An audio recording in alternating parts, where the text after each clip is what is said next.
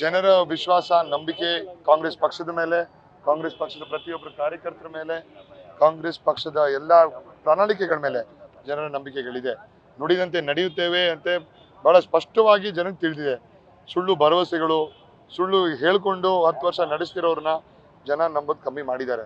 ಆದರೆ ನಿಮಗೂ ಗೊತ್ತಿದೆ, ಮಾಧ್ಯಮದ ನಮ್ಮ ಮಿತ್ರರು, ನಿಮಗೂ ನಿಮ್ಮ ಮೇಲಿರೋ ಪ್ರೆಷರ್ಗಳು ಅರ್ಥ ಆಗುತ್ತೆ.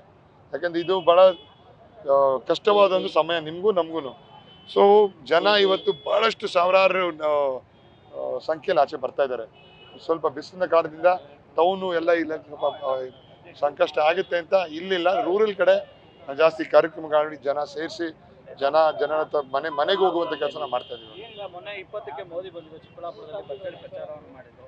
ಅದು ಕಾಂಗ್ರೆಸ್ ಮೇಲೆ ಏನನ್ನ ಪರಿಣಾಮ ಬೀರುತ್ತಾ? ದೇವೇಗೌಡರು ಜೆಡಿಎಸ್ ಕಾರ್ಯಕರ್ತರೆಲ್ಲ ಬಿಜೆಪಿಗೆ ವೋಟ್ ಹಾಕ್ಬೇಕು ಅನ್ನೋ ಮಾತು ಸಹ ಕೊಟ್ಟರು. ಇದ್ರ ಬಗ್ಗೆ ಹೇಳೋದು 2019ರಲ್ಲಿ JDS ಕಾಂಗ್ರೆಸ್ ಮೈತ್ರಿ ಇತ್ತು. ಕಾಂಗ್ರೆಸ್ ಅವರ ಸ್ಥಿತಿ ಏನಾಯಿತು? ಅದೇ ಸ್ಥಿತಿ ಇವಾಗ ಆಗುತ್ತೆ. ಮೊನ್ನೆ ನೀವು ನೋಡಿರ್ತೀರಲ್ಲ, ಬಹಳಷ್ಟು ಯಾವುದೇ ರೀತಿಯ ಚಿಕ್ಕಬಳ್ಳಾಪುರಲ್ಲಿ ಆಗಿರೋದು ಕಾರ್ಯಕ್ರಮ ಯಾವುದೇ ರೀತಿಯ ಇಂಪ್ಯಾಕ್ಟ್ ಇರಲ್ಲ. ಯಾಕೆಂದರೆ ಭಾಳಷ್ಟು ಜನ ತೀರ್ಮಾನ ಮಾಡಿದ್ದಾರೆ. ಕಾಂಗ್ರೆಸ್ ಪಕ್ಷಕ್ಕೆ ಸಿದ್ದರಾಮಯ್ಯ ಸಾಹೇಬ್ರ, DK ಶಿವಕುಮಾರ್ ಸಾಹೇಬ್ರ ಕಾಂಗ್ರೆಸ್ ಪಕ್ಷಕ್ಕೆ ಶಕ್ತಿ ಕೊಟ್ಟರೆ ದೇಶದಲ್ಲಿ ಉದ್ಧಾರ ಆಗುತ್ತೆ ಅನ್ನೋ ಜನಕ್ಕೆ ಗೊತ್ತಾಗಿದೆ. ಬಿಜೆಪಿ ಕ್ಯಾಂಡಿಡೇಟ್ಗೆ ಅಲ್ಲಿ ಬಿಜೆಪಿ ಪಕ್ಷದ ಮುಖಂಡರೇ ಒಳ್ಳೆಟ್ಟು ಕೊಟ್ಟು ಸೋಲಿಸ್ತಾರೆ ಅನ್ನೋ ಮಾತಿದೆ ಸರ್. 8 ಕ್ಷೇತ್ರಗಳಲ್ಲೂ ಗೋಬ್ಯಾಕ್ ಅಭಿಯಾನಗಳು ಬಿಜೆಪಿ ಪಕ್ಷದವರೇ ಮಾಡಿದ್ದಾರೆ. ಯಾವುದೇ ರೀತಿಯ ವಿರೋಧ ಇದ್ರೂ ಅವ್ರ ಪಕ್ಷದಲ್ಲೇ ಮೊದಲನೇ ಇದೆ. ಸೊ ಇದನ್ನ ಜನ ಆಗಲೇ ನೋಡಿದ್ದಾರೆ, ಜನ ತಿಳಿದಿದ್ದಾರೆ. ಬೇರೆ ಪಕ್ಷಕ್ಕೆ ಬೇರೆ ಬೇರೆ ಕ್ಷೇತ್ರದಲ್ಲಿ ಆ ವಿಷಯಗಳು ಬೇರೆ ಇರುತ್ತೆ.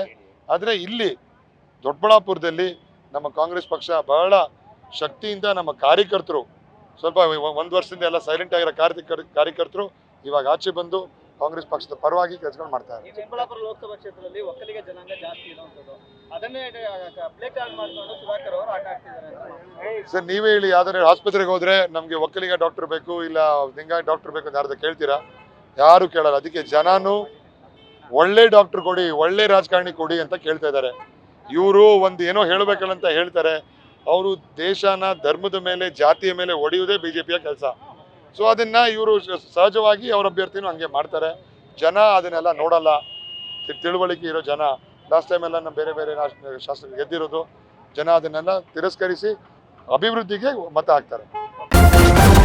ನ್ಯೂಸ್ ಫಸ್ಟ್, ನಿರ್ಭೀತಿಯಿಂದ ನಿಮ್ಮ ಪರವಾಗಿ.